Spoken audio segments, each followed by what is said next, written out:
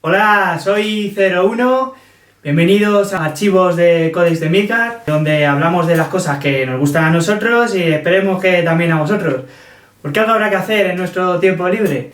En este tomo hablaremos de Drácula, es el primer tomo de Drácula. Allá vamos.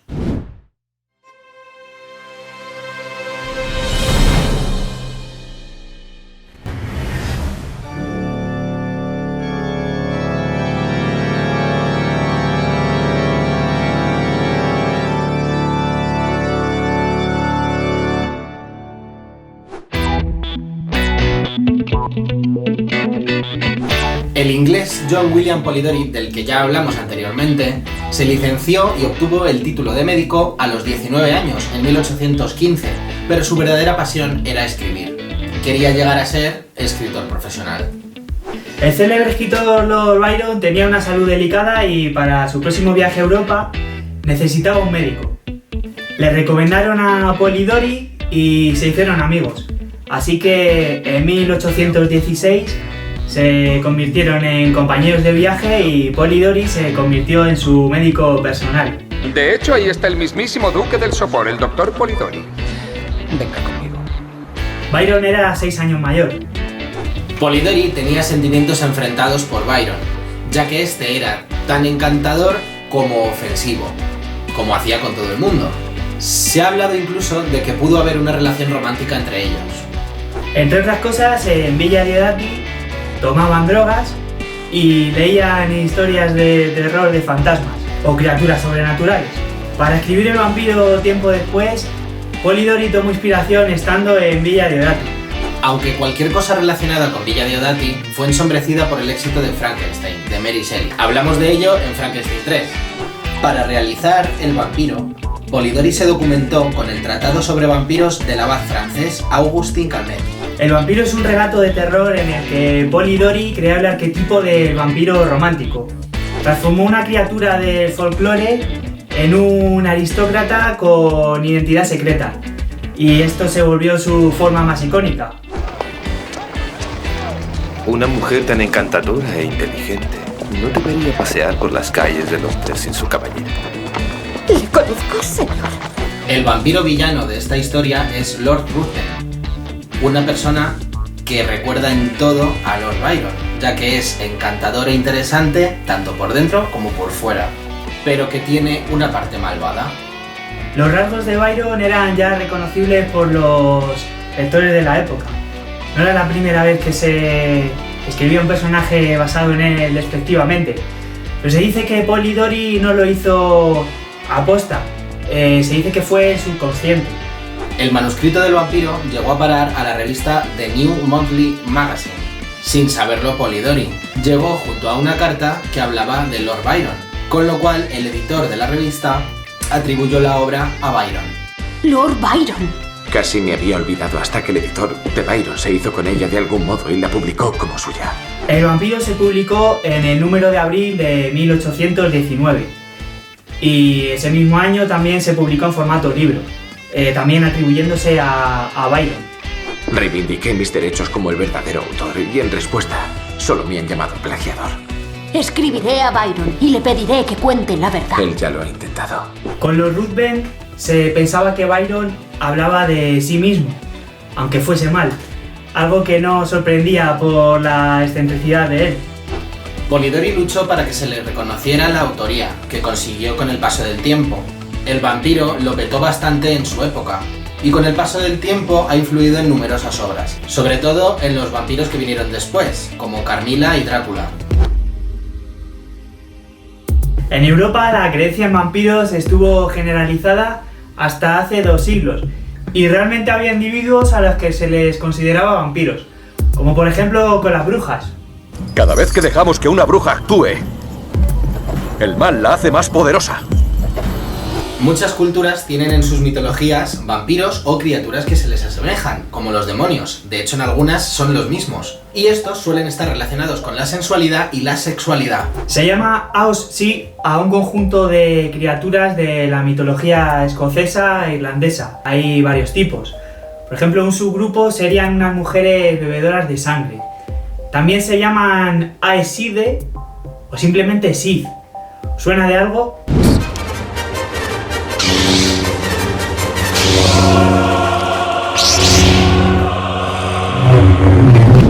Una de las primeras vampiras sería Lilith, una figura mítica mesopotámica que adoptó la mitología hebrea. Sería creada a la vez que Adán, o incluso antes, pero al no obedecerle, se la reemplazó por Eva. Y entre otras cosas, Lilith bebe sangre y es inmortal. Abartax fue un malvado gobernante celta irlandés del siglo V. Cuando era asesinado volvía a la vida una y otra vez y bebía sangre. Hasta que por recomendación de un druida le mataron con una espada de madera y acabaron con él para siempre. ¡Está muerto!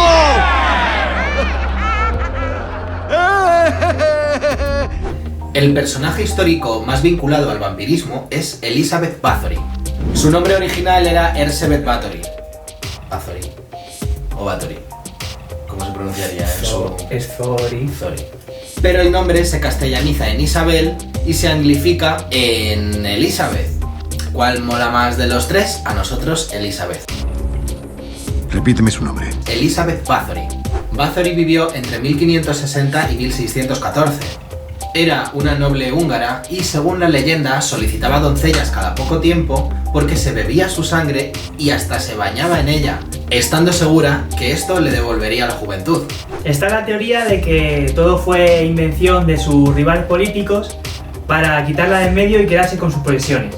El caso es que tenía brujas y alquimistas a su servicio, como Dorotea Ascentes, una bruja muy corpulenta y con mucha fuerza.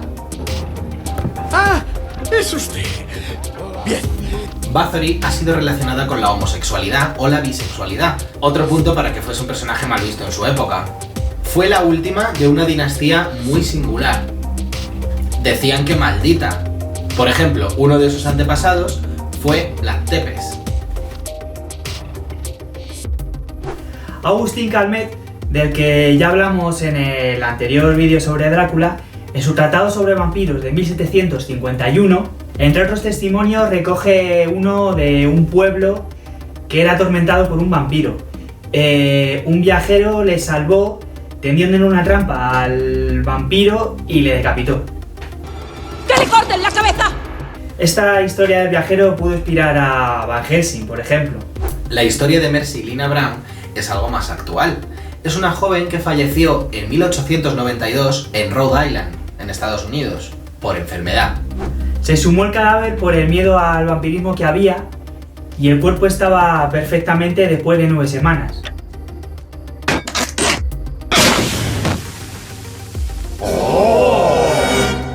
Además estaba en otra postura y los habitantes creían haberla visto andar por el cementerio. Este tipo de historias eran muy comunes en los Estados Unidos. Como por ejemplo es una tradición que vemos perfectamente plasmada visualmente en el opening de True Blood. Le Fanu nació en 1814 y murió en 1873. Su padre tenía una biblioteca muy bien surtida de libros sobre ocultismo y demonología, libros que le influyeron mucho después. Estudió en el Trinity College de Dublín como Bram Stoker y Le Fanu fue copropietario de Dublin Evening Mail, un periódico en el que Bram Stoker trabajó como crítico de teatro. Carmilla es la obra más conocida de Le Fanu, que es un relato de terror gótico con vampiros. Se publicó primero en la revista The Dark Blue entre 1872 y 1873. Entre 1871 y 1872, que me he confundido. Y en formato libro en 1872, en el libro In a Glass Darkly. Es un compendio de relatos de Le Fanu recopilados por Martin Hesselius, un ficticio investigador de lo paranormal. Viene a ser algo así como lo que fueron los Warren en el mundo real. Carmilla está narrada por su protagonista en primera persona, Laura, 10 años después de los hechos ocurridos. La historia ocurre en Estiria, Austria. No se especifican muy bien las fechas, pero tiene que ser entre el siglo XVIII y XIX. Carmilla es una hermosa joven que comienza a vivir una temporada con Laura, de 19 años, y su padre, en su castillo. Vivo con tu madre en un castillo, a veces no te Hay un romance entre las dos jóvenes con tintes eróticos, que de erótico ahora mismo no tiene nada, pero en su momento, pues sí. Y el romance es explícito, no como hace J.K. Rowling con Dumbledore. Aquí se dice, se verbaliza, existe esa relación.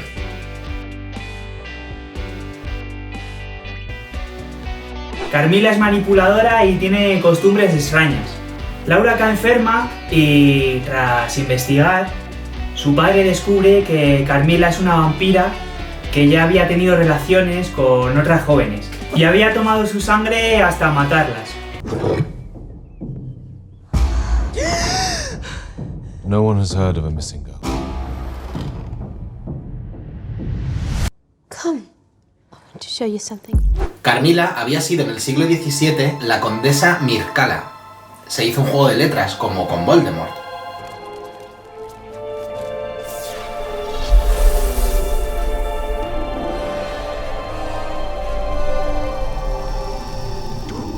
Le Fanu creó el arquetipo de mujer vampira. Además, Carmila es una figura muchísimo más definida y poderosa que vampiros anteriores. Hay una fuerte inspiración de Le Fanu en el vampiro de Polidori. De hecho, podrían ser perfectamente de un mismo universo compartido. Otra gran inspiración es Elizabeth Bathory, de la que ya hablamos en el anterior capítulo. Le Fanu aborda una relación lésbica, alejándose de la mala consideración que tenía esto en la época. Sí que es verdad que es una relación tóxica, pero es debido a la condición de Carmila. Si es que es una vampira, si es que te mata. Pero si obviamos esto, hay momentos entrañables. Hay muchas adaptaciones y obras inspiradas en Carmila, de las que son muy interesantes las reinterpretaciones. En la novela de 2018, European Travel for the Monstrous Gentlewoman, de Teodora Goss, Carmila y Laura son heroínas y novias. Hay una serie web de YouTube de Kinda TV llamada Carmila.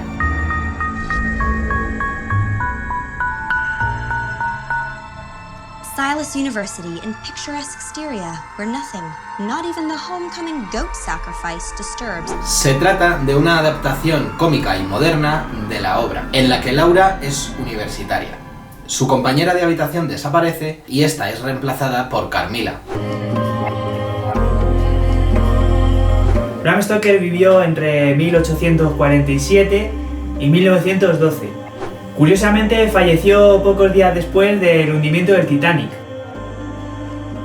Fue un escritor irlandés de varios géneros, escritor de Drácula, que eclipsó todas sus otras obras.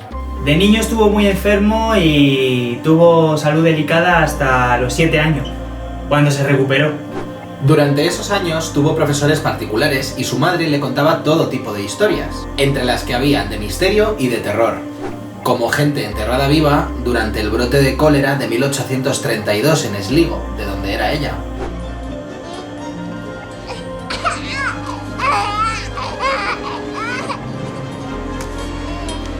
El propio Stoker reconoció que durante esos años desarrolló un mundo interior que le permitieron transformarse en escritor, sumado a que, aunque eran una familia austera, tenían una buena biblioteca.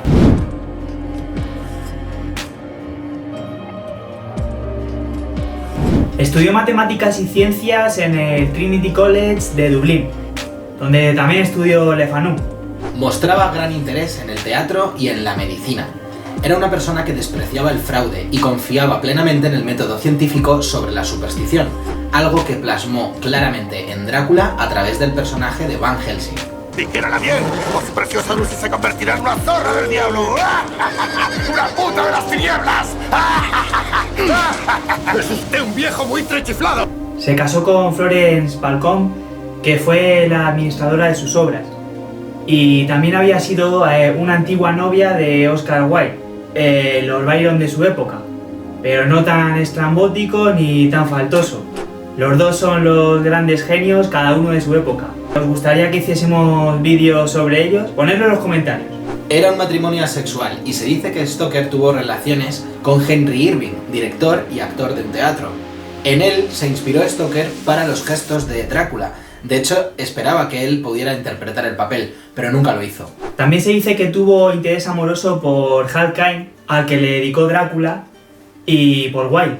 En la sociedad victoriana hubo una caza de brujas contra los homosexuales para encarcelarlos. Y Stoker estuvo de acuerdo a última hora, condenando así a Wilde. Se dice que para quitar dudas sobre sí mismo.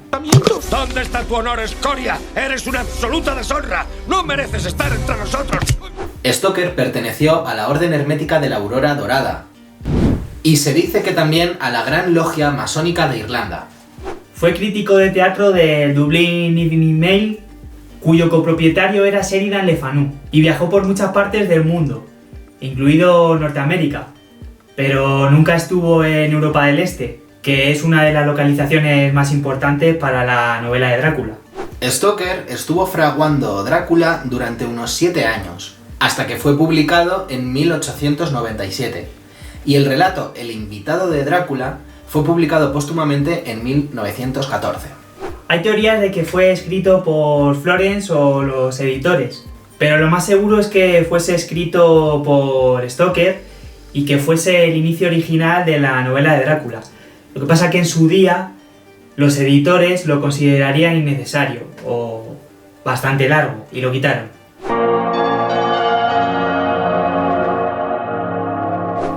A lo largo de su vida, Stoker ya habría leído otras obras sobre vampiros, como el de Polidori y Vampirismo, de Eta Hoffmann, nuestro amigo del nombre largo del que hablamos aquí.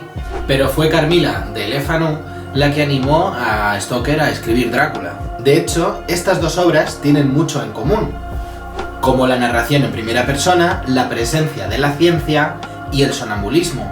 Antes de escribir Drácula, Stoker conoció a Armin van Buuren, un erudito orientalista húngaro, con el que se reunió en varias ocasiones. Seguramente las primeras ideas para la escritura de Drácula surgieron de esas reuniones. He hablado. El proceso de escritura de la novela se alargó durante varios años en los que Stoker estuvo investigando el folclore y la cultura de Europa central y oriental. Gran parte de su investigación fue en la Biblioteca de Londres, donde consultó libros como La pseudodoxia epidémica de Thomas Brown, El libro de los hombres lobo de Sabine Baring-Gould y 3 de Emily Gerard, Supersticiones de Transilvania, La tierra más allá del bosque e Informe de los principados de Valaquia. ¿Te gusta leer? Oh, sí, me encanta leer. Estos dos últimos proporcionaron a Stoker información geográfica y descriptiva para localizaciones de la novela. Recordemos que Stoker nunca estuvo en Europa del Este. No me digas. Pero hay 3 lugares reales que le inspiraron enormemente. Uno es el Slains Castle, un castillo en ruinas de Aberdeenshire, un pueblo costero de Escocia donde Stoker pasó sus vacaciones anuales de un mes durante unos 20 años, entre 1890 y 1910. De hecho, hay una sala octogonal igual que el cuarto octogonal de la novela. El segundo lugar sería Whitby, una ciudad portuaria situada en la costa de Yorkshire, donde estuvo Bram Stoker en 1890. En la novela, Drácula llega a Inglaterra a través de este puerto. El tercer lugar son las criptas de la iglesia de San Michan, en Dublín. En la novela, el conde Drácula es, en origen, un noble de otra época, que está basado en Vlad Tepes, un noble que existió de verdad, que fue un príncipe de Valaquia del siglo XV. De Transilvania surgió un caballero rumano de la Sagrada Orden del Dragón, conocido como Drácula. Su padre, Vlad II, fue de la Orden de Caballería del Dragón, fundada para defender el cristianismo y el Sacro Imperio Romano Germánico ante los turcos otomanos. Así que era conocido como Vlad II Dracul, que en rumano significa diablo o dragón, y Draculea es hijo de Dracul, es decir, el hijo del dragón. De ahí viene Drácula. Además, el atuendo de la orden era una capa negra. Tepes es empalador en rumano.